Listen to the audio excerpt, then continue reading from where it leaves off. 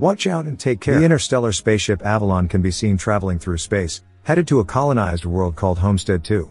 All of its quarters are empty, the vessel is on autopilot. The 258 crew members as well as the 5,000 passengers are in hibernation. Suddenly, the ship passes through an asteroid belt that's weakening its shields. Power is diverted to the main shield, but the ship is on a collision course with a giant asteroid. Suddenly, the asteroid collides with the ship, causing various malfunctions. The ship begins self-reparations, but one of the hibernation pods activates. The passenger awakened is Jim Preston, a mechanical engineer. His pod opens and an automated system helps with his awakening, telling him that he spent 120 years in suspended animation and that the ship is only 4 months away from Homestead II. He's told that he will be able to spend that time enjoying the luxurious aspects of the ship. Jim receives instructions about his ID band, his cabin and the primary activities he's to take part of, prior to the arrival on the planet. Excited and nervous to meet the people on the ship, he gets ready, leaves his cabin and walks into an automated class meant for an entire learning group. Jim looks a little anxious, as the hologram explains the situation on Earth, calling it overpopulated, overpriced and overrated. It tells him to hold his questions to the end of the lesson, but Jim keeps asking why he's the only one there. He realizes that the hologram can't answer him and goes to search for other people. He gets to the main concourse of the ship. No one is there either, but an automated informational desk offers to help. Jim asks to talk to a real person and it sends him off to talk to a steward, but when he finds that no one is there too, he asks to speak to the captain. When he gets to the bridge, even though he doesn't have access to go inside, he can see that none of the main crew is awake either. Jim eventually goes to the observatory, where he finds out that the ship is actually 90 years away from Homestead II. He realizes that he woke up too soon, so he rushes back to the concourse and sends a message back to Earth asking what he should do, because he doesn't know how to get back into hibernation. The communication system informs him that the overpriced call to Earth would take approximately 55 years to get an answer back. Jim is devastated. He walks around and finds the ship's bar, where he sees another person. As he's talking to the bartender, something seems strange about him. When he goes to get him a drink, Jim realizes that he's an android. It's called Arthur.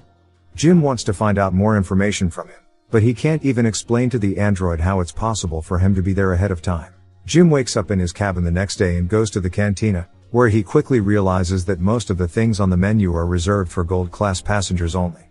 He gets his plain coffee and tries to figure out how to fix his hibernation chamber. After he gets all the tools, he manages to get it operating and lies down inside of the pod. But nothing happens. Next, he decides to use the tools he found to get into the crew's hibernation chambers. That doesn't work either. Small malfunctions happen around the ship. Jim keeps returning to the bar to drink, but mostly to talk to Arthur. The android gives him some advice that convinces him to break into one of the gold-class rooms and try to have some fun on the ship. Jim tries all the restaurants, the games, the entertainment system. But as time passes, he becomes even more miserable to be there alone. One day, he gets drunk and wanders around the hibernation pods, when he stumbles into an airlock with spacesuits designed for spacewalks.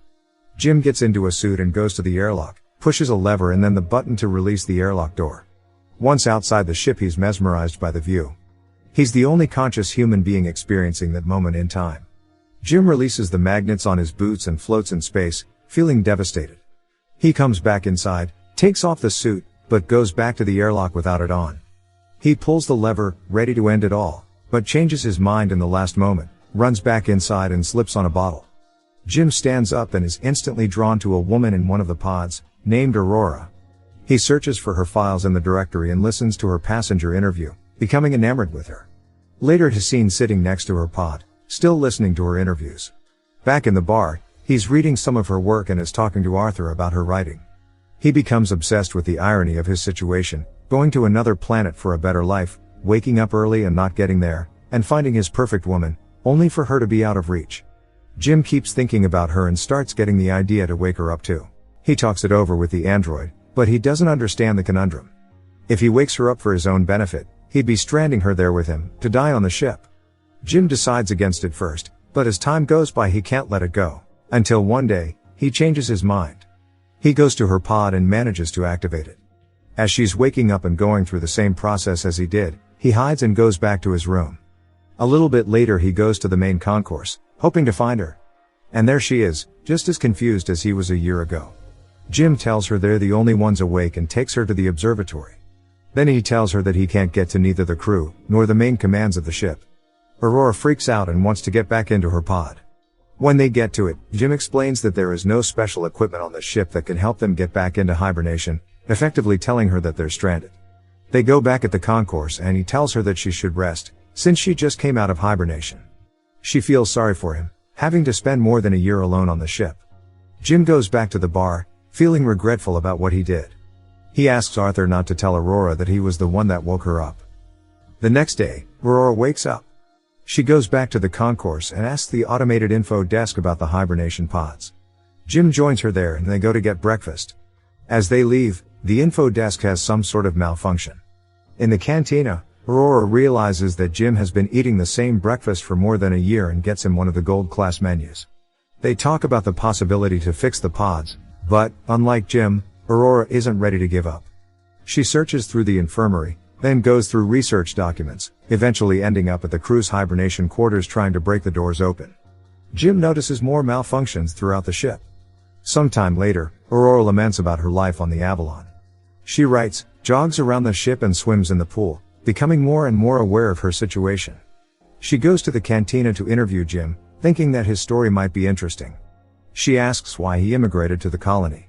Jim answers with slogans from the company first, but then further explains that he hopes that on the new world he could be somebody, he could build a life. Later, they end up in the observatory and Aurora finally shares her reason to be there. Unlike the other passengers on the ship, she has a round-trip ticket.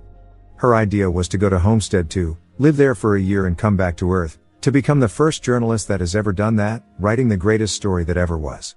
Aurora slowly gives up on finding a way to fix their current predicament and Jim figures out a way to cheer her up. He takes her dancing, to the cinema, and to the basketball court. Lastly, he takes her to the bar to meet Arthur. She relaxes for a bit, until she remembers their situation.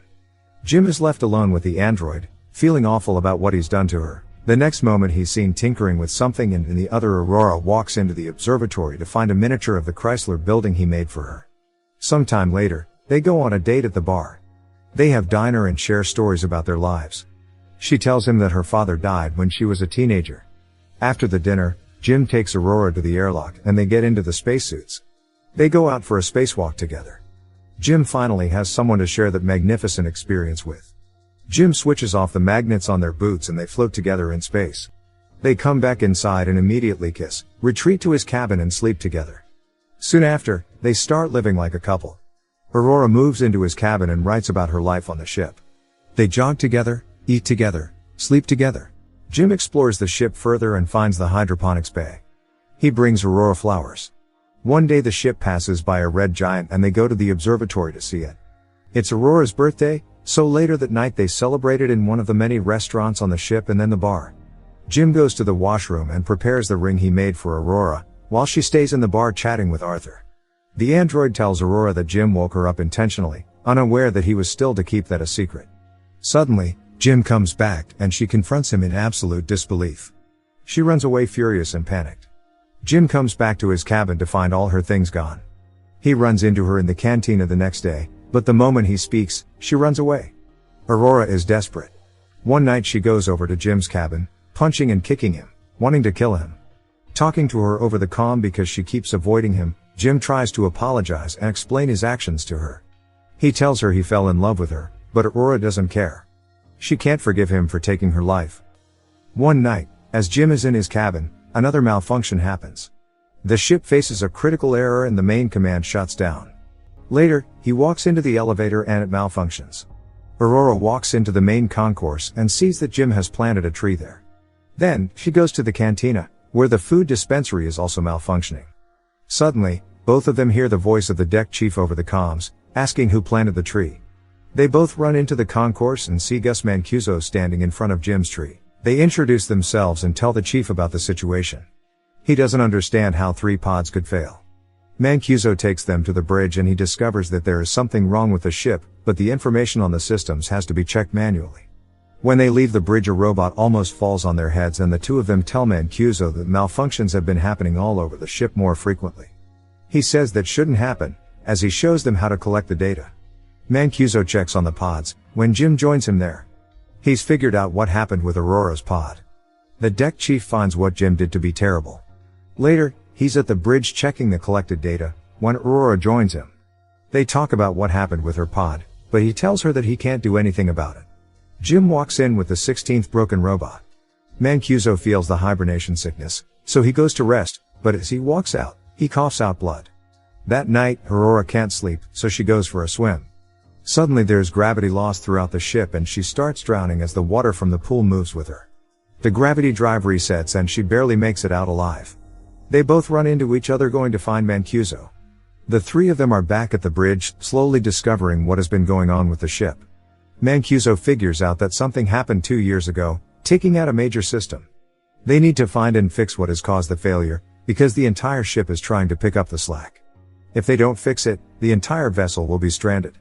They go to find the problem, but Mancuso faints, so Jim and Aurora take him to the infirmary. He's dying and there are no treatments that can stop it or prolong the time he has left. Sometime later, the three of them meet in the observatory and Mancuso gives Jim his ID bracelet, tells them to fix the ship and immediately perishes. Suddenly, the lights change to an alarming red and the ship starts shaking. Jim tells Aurora that he needs her help, and they run toward engineering, but there's another failure in the gravity drive. And immediately another one that afflicts Arthur as well. Jim deactivates him. They finally arrive in engineering and start looking for the problem. They find it in the power plant and as they open the hatch, Aurora gets sucked in. The asteroid has caused a breach in the hull in that area. Jim gets sucked in too, but he holds on to the hatch, as it keeps closing on him. Eventually he gets sucked in too, but they quickly manage to seal the breach. Instantly after fixing that problem, Jim realizes that there is more than one breach in the hull. The two of them follow the trajectory of the meteor and find that it has hit the reactor control computer. Jim thinks he can find replacement parts for it. They find the part and change it, but the process of venting the reactor still fails.